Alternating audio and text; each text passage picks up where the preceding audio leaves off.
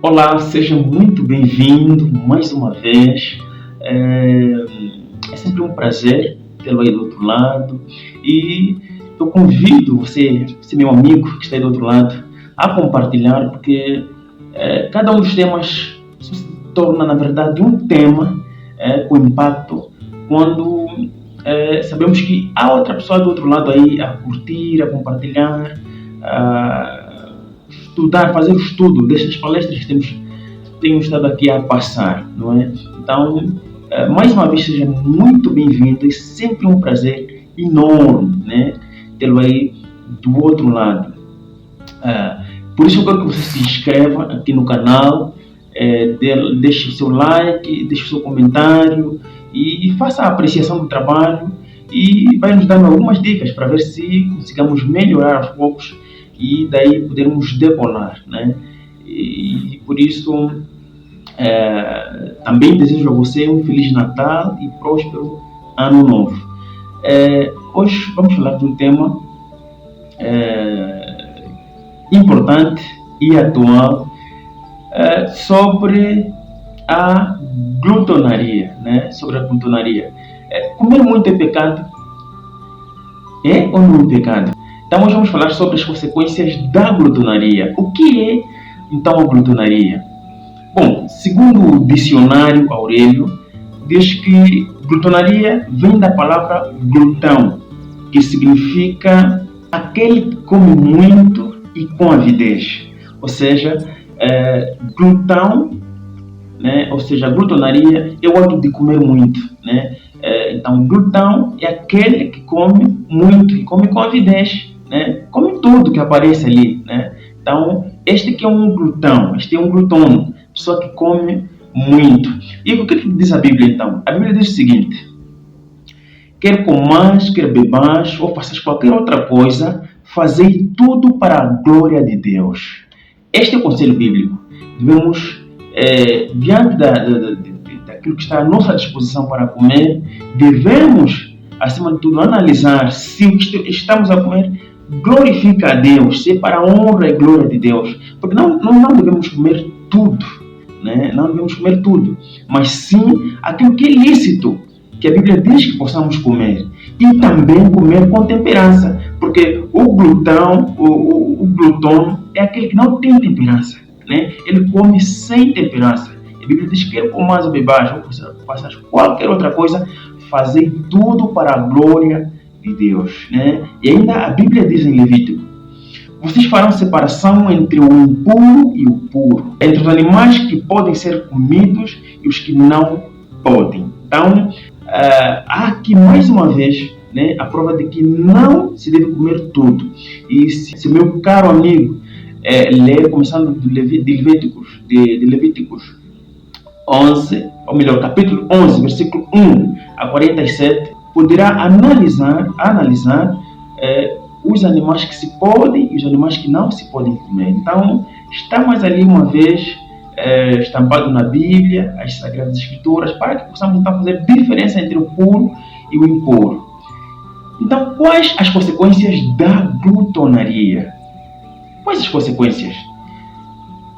O primeiro ponto diz o seguinte: suscita a curiosidade por quaisquer tipos de comida. Ou seja, a glutonaria suscita, desperta a curiosidade por qualquer tipo de comida, né? Muitas vezes, e isso me faz recordar um senhor que viajava e ia sempre na Namíbia.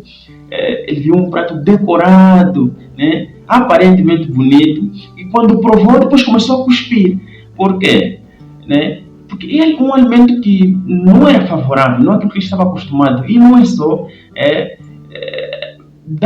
tinha um tipo de sabor, um sabor completamente diferente. E a Bíblia diz o seguinte: então, vendo a mulher que aquela árvore era boa para se comer e agradável aos olhos, e árvore desejável para dar entendimento, tomou do seu fruto, comeu e deu ao seu marido, e ele também comeu. Aí está Eva. Isso nos remete para Eva, né? Que quando ela viu a árvore era boa, imagina, aqui é um detalhe, né? Ela viu. Então, muitas vezes, quando nós somos despertados, né, nesse lado da glutonaria, do comer muito. Quando nós vemos algo que nos chame a atenção, a nossa tendência é correr para poder provar. Essa é normalmente a tendência do glutão, ou seja, do glutão, aquele que come muito, aquele que é ávido em comer. Então, o segundo ponto diz o seguinte: a glutonaria pode nos fazer desistir dos nossos objetivos. Exatamente o que você ouviu, né? A glutonaria, repito, pode nos fazer desistir dos nossos objetivos. Como? Inclusive, eu também conto uma experiência de uma jovem que os pais pegaram-na e levaram-na a um país para poder estudar. E foi estudar no internato. E quando chegou ali, a regra era demais, nós sabemos como é um internato, né? E as regras ali, ao acordar tem hora X, ali no refeitório também tem uma hora exata de alimentação. Ele imaginou, no pai, eu abria na geladeira, ali na geleira, tinha muita coisa, tinha frutas, tinha carne, tinha muita coisa ali para comer. Agora aqui, não, eu parece que vou voltar, não aguento. E isso também tem acontecido com certas mulheres, né, quando se casam, naquela perspectiva de que em casa do marido vem encontrar matabicho, almoço e jantar, né? E quando chega ali, não tem matabicho, ou seja, não há pequeno almoço, só há o almoço e o jantar. E aí começa a sofrer, não, parece que tenho que voltar, eu vou voltar. A semelhança dessa jovem que disse, não, eu tenho que voltar nos pais. E chegou a desistir. E ver esta atitude semelhante é uma atitude que nos remonta para o povo de Israel, quando saía do Egito para Canaã, terra prometida, terra que Deus tinha prometido a eles. Vê o que eles fizeram. Lembramos-nos dos peixes que comíamos de graça no Egito, e dos pepinos, dos melões, dos alhos porós, das cebolas e dos alhos. Mas agora não temos nada a não ser este maná diante de nossos olhos. E o povo continua. Quem nos dera tivéssemos morrido pela mão do Senhor na terra do Egito, quando estávamos sentados juntos às panelas de carne, quando comíamos pão até fartar. E ainda continua, ainda mais. Então toda a congregação levantou a voz e gritou, e o povo chorou naquela noite. Por que nos traz o Senhor a esta terra para cairmos a espada? Não nos seria melhor voltarmos para o Egito? Imagina, a glutonaria, lembre-se, pode nos fazer perder os nossos objetivos, ou seja, pode nos fazer voltar dos nossos objetivos. Então, é necessário saber nos conter, né, para que então possamos alcançar os nossos objetivos. E o terceiro ponto diz o seguinte: leva o homem ao pecado ou à morte. Exatamente, a glutonaria leva o homem ao pecado ou à morte. Muitos já morreram por causa da alimentação, de um iogurte, de um pão, de qualquer um presente do gênero alimentício. Muitos já morreram. Então, a glutonaria tem essas consequências também. E a Bíblia diz o seguinte: mas cada um é tentado quando atraído e seduzido por seu próprio desejo. Então o desejo, tendo concebido, dá à luz o pecado. E o pecado, após ser consumado, gera a morte. Então, ali está. Então, o que fazer? Talvez você pergunte, né? O que fazer? A Bíblia tem conselhos. Diz o seguinte: o primeiro ponto desses conselhos diz o seguinte: controle o seu apetite.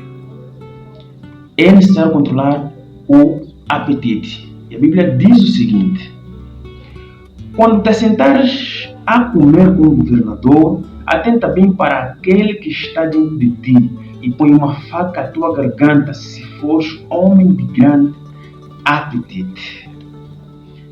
Exatamente, é necessário controlar o apetite. E a par disso, ainda a Bíblia diz: se achaste mel, come somente o que te basta, para que porventura não te fartes dele e o venhas a vomitar. É bastante forte. E o segundo ponto desses conselhos diz o seguinte: não perca o seu apetite, ou seja, não perca o seu respeito pelo comer. E muitas vezes temos nós perdido o nosso respeito por causa do comer. E olha o que a Bíblia diz. Ninguém seja imoral ou profano como Esaú, que por uma simples refeição vendeu o seu direito de primogenitura. Viu o que Saul fez? Essa história é conhecida por todos nós. E ainda a Bíblia diz: pois o homem praticaria o mal até por um pedaço de pão. É verdade, até por um pedaço de pão somos capazes, né, de trocar a nossa própria identidade, né, e de nos entregarmos à morte, muitas vezes. E é necessário controlarmos o nosso apetite e não perdermos o respeito pelo comer. E o terceiro ponto desses conselhos diz o seguinte: antes de ir a uma festa, coma primeiro em casa. Este é um ponto importante, né? Sempre que formos convidados a uma festa, é necessário comermos qualquer coisinha em casa. E a Bíblia diz o seguinte: se alguém estiver com fome, come em casa, para que quando vocês se reunirem, isso não resulte em condenação. É necessário, porque se não comermos em casa, quando formos a uma festa, ali às vezes vamos nos descontrolar por causa da fome e vamos fazer daquilo que não era previsto fazermos. Então é necessário nos controlarmos, é necessário comermos qualquer coisinha em casa. E o último capítulo desta palestra bíblica diz o seguinte: portanto, quer comais, quer bebais, ou façais qualquer outra coisa, fazei tudo para a glória de Deus. Está aí o conselho, o capítulo inicial desta palestra, e agora encerra a mesma dizendo que é necessário que nós, antes de comermos, antes de bebermos, é necessário vermos, é necessário colocarmos a balança se vamos com isto glorificar ou não o nome de Deus. Mais uma vez eu lhe convido a deixar o seu like, a inscrever-se no canal, a compartilhar esta mensagem, para então todos estarmos despertos a quando dos conselhos bíblicos e esperamos assim a segunda vinda de Cristo. Deus te abençoe fortemente, em nome de Jesus. Fique com Deus. Amém.